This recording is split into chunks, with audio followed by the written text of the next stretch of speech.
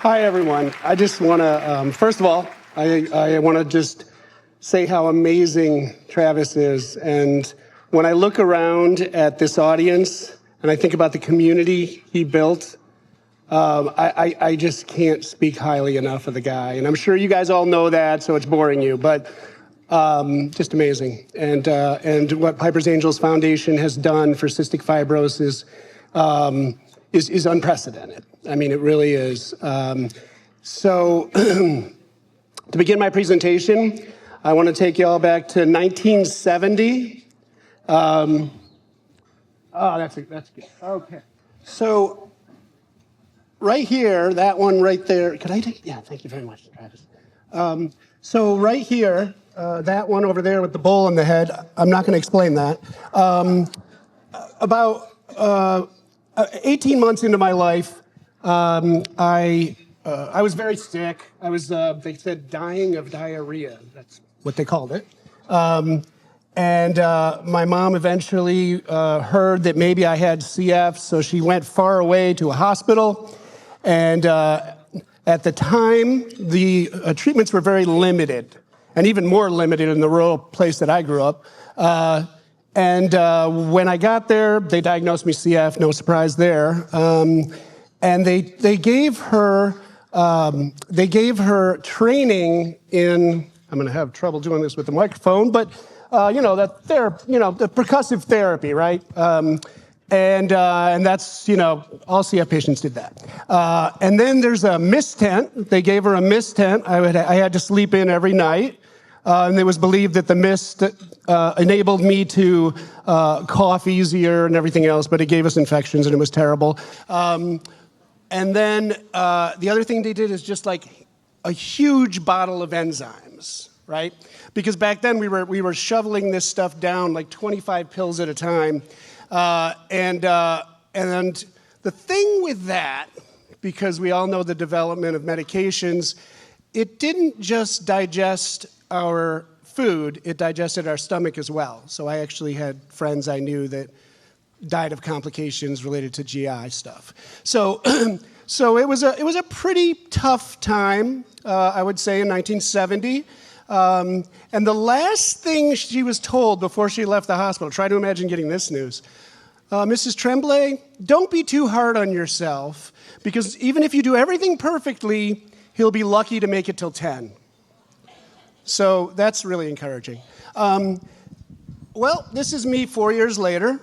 I was on trajectory to make it to about 10 at that point. I was 6 years old and I weighed about 30 pounds. I have no apology for short dungarees with no shirt. That was Appalachia, and that's the way it is there. Since then, though, didn't I change? Like, look at me now. Like, I'm not that way anymore. So next slide. So something happened in Appalachian growing up. Very small clinic, 4 patients. At 11 years old, every one of the other patients was already dead. And I lost hope, and my mother lost hope. And as a result, I did a lot of really destructive things. And to give you an idea, I'm not going to get into it, but to give you an idea of how destructive those things were, I ended up mandated to inpatient rehab and on probation by the age of 18. And so that sucked. I got sober. June 20th, 1987 was my last day that I drank and used drugs. And you know what happens? Like as you get a new lease on life, however that happens, you start to build up hope. And so I just had this insatiable hope my entire life. And so I, did all the things Travis said, which, I was just very blessed to be able to do those things. But I always had an incredible heart of service, and I spent almost my entire career doing service. And fast forward, I'm 50 now. I'm moving very fast because I don't want you to start getting coffee or doing whatever. I'm moving fast. So now I'm 50. That's like 5 years ago. And I was coming to the end of my career. And the reason why I was coming to the end of my career is because my CF was reaching a level of disability where my job, which was pretty demanding, just wasn't realistic. To give you an idea of how much I needed to retire, I'm pretty much a mathematician. I've done economics my whole life.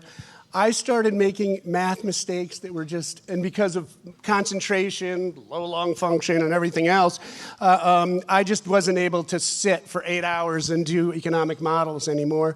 And so I knew it was the end for me. But a wonderful career, right? Like, I have CF, and I had like this incredible career, right?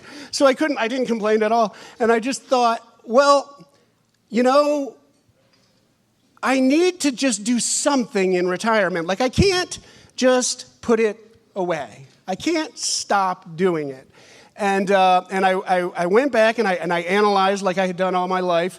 You know, the most challenging areas in cystic fibrosis from a public policy standpoint that, you know, I thought we could make a dent in. And about 5 years ago, CF Vest for Life came to be. So a big part of this journey of CF Vest for Life has been like pitching my idea to everyone. So like, because I knew I had this hope, right? But like, I can't get you to hope like I hope for, you know, cystic fibrosis in other parts of the world, for people that don't have even the most basic treatment. So I would just share my ideas. Like, I'd talk to people and like at conferences and everything else, and I'd be like, I think we can do something. I really think we can do something. And this is kind of my idea. So, so what we did was we started just providing basic CF equipment to patients that just had no access, right? So you know, I think there was, I don't know, a couple hundred patients, 150 in that neighborhood. And we provided this equipment to them, and it was therapy vests, and it was nebulizer compressors, and portable oxygen concentrators. And basically the model was so simple. It was just, they reached out to us on social media. We tried to figure out a way to get it to them in the country, you know, where they were. Sometimes we found couriers or whatever. But then something happened that changed my life. And what happened was we found out that a mother of 3 children with cystic fibrosis sold the machine we gave her for food.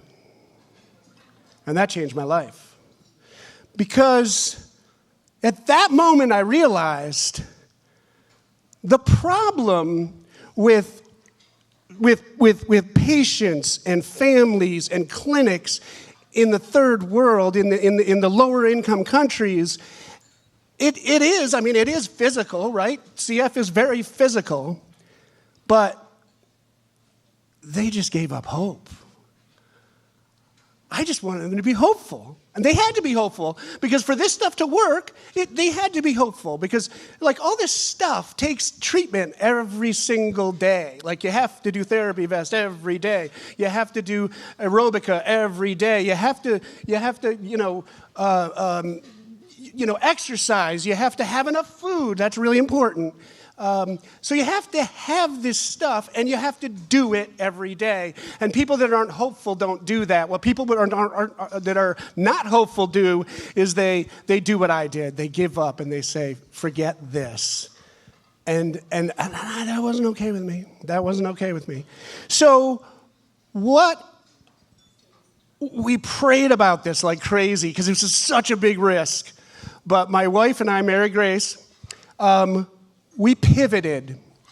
We decided it doesn't make any sense. I don't know how we're going to do it, but we're going to get enough food to patients that are starving.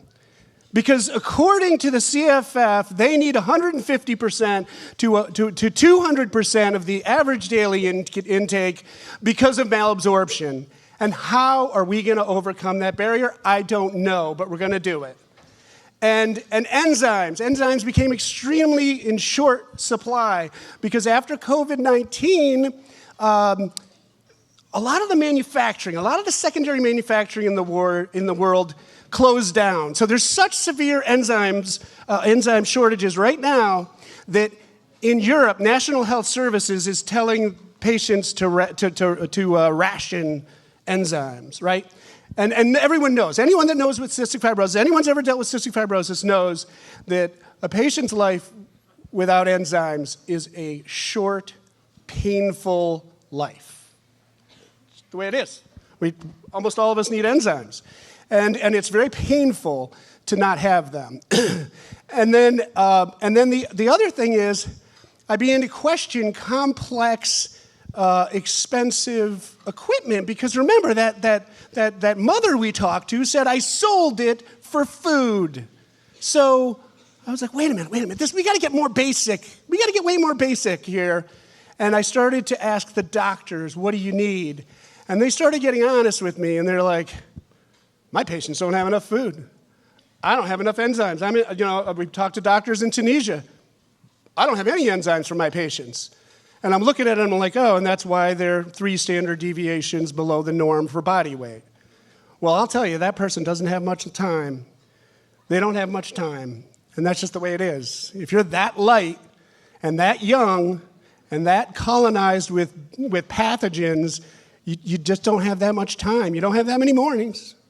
And that's, so kind of in doing this work, we started out with a small kind of venture. We had some great friends who I thought were going to be here tonight, who helped us transport enzymes to Tunisia. First to Tunisia, then to Ecuador, and it was amazing because just like other people have said, the minute these people got enzymes, their body weights went from like, I'm 20 years old, I weigh 80 pounds, to I'm 20 years old and I weigh 105. Do you realize the difference in their life expectancy between I'm 20 years old and I'm 80 pounds and I'm 20 years old and I'm 105 pounds? You realize if you follow the trajectory of that, that's like 3-4 more years. And that's a lot, and I'm going to get to that later. But then there's a lot of literature out there about the problems Mexico is facing, and I started to think like, is there some way that we can get to Mexico? So I started to talk to my friends that run nonprofits in the world, and I was like, I shared my idea, because you have to keep sharing your idea. To build faith and hope, people, you just keep sharing your idea. That's something you should always do. And I hope after this tonight that you share this idea. I'm encouraging you to share this idea that there is hope for lower income countries for CF. But I shared the idea, and she was completely on board. Jen from CF Physio Inc. She lives in Australia. She runs an incredible program of airway clearance utilizing handheld airway clearance devices that don't require electricity. They don't have a microchip in them. So when they break down in other countries, we can simply replace them. They're about $75 a piece. And they're just as effective in the literature as expensive equipment.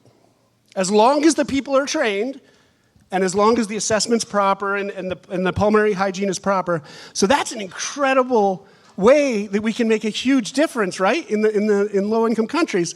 So I brought her on board. I said, hey, we used to be at odds when I was trying to get equipment to other countries, but now we got to, your model's the model because it's less cost effective. It's equally, it has the equal benefit, and that's really what we're going to go with as far as airway clearance.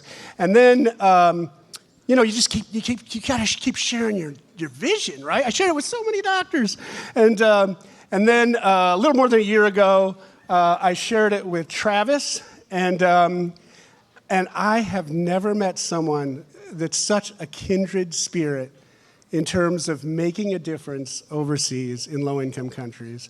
I mean, the guy just, every time I talked to him, I was just blown away. I was like, I even had dreams like someday we should do nothing but this. Like someday, like I don't know how well, I don't travel well. I'm really old with CF and I have low lung function. But like I want to just go to these places, you know? Like I got really sick when we were going to the trip to Mexico. I got so sick that morning I ended up in the emergency room and I couldn't go. But that's what I want to do. That's what I want to do with the rest of my life. So he came on board and you know, the vision grew and just incredible. And so now what we do, next slide. So now what we do is we work only with doctors. We go to doctors first, because doctors know how to deploy resources. And doctors know which patients they have that are in the most need. Doctors are the key to the whole thing. Because what we do, and it's very cost effective, because I had learned from 25 years in Medicaid, is if you make the doctor the hub, you get the most cost effective care. And that's what we do now. And that's what we're doing in Mexico. We haven't mentioned him, but there is a guy down there. There is a doctor down there. He's been, I'm going to ask Lapidas to correct me if I'm wrong, but I believe he has been the clinic director for 38 years, okay? Singularly dedicated to CF patients in one of the toughest battlefields on earth for 38 years. And do you know what happened over those 38 years? He oversaw life expectancy for his patients go from 13 to 23. Can you imagine the dedication? I mean, it's just incredible, right? He picked up 10 years over 38 years in life expectancy. And that is just that kind of dedication we can work alongside of. That kind of dedication we can definitely work alongside of.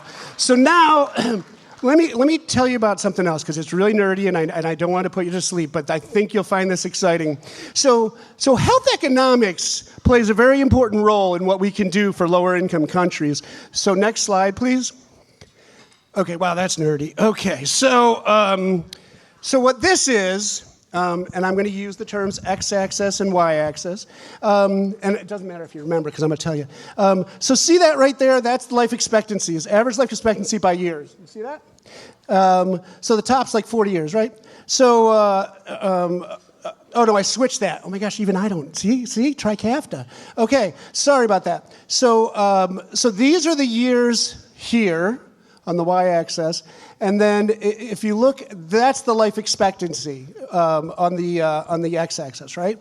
So just if you kind of look, I mean, if you don't know anything about CF, I'll cut to the chase here. So just keep your eyes on the orange things, right? So do you know what that is? That right there is worth about, we can provide that for $1,200 to $2,400 a year, okay? That right there, that is the cheapest run of medical breakthroughs that just went away. The cheapest run of medical breakthroughs that changed the lives of CF patients. Now, if you look right above it, look at the red line. There was a heck of a lot of increase in life expectancy when those breakthroughs came out. And they're very simple.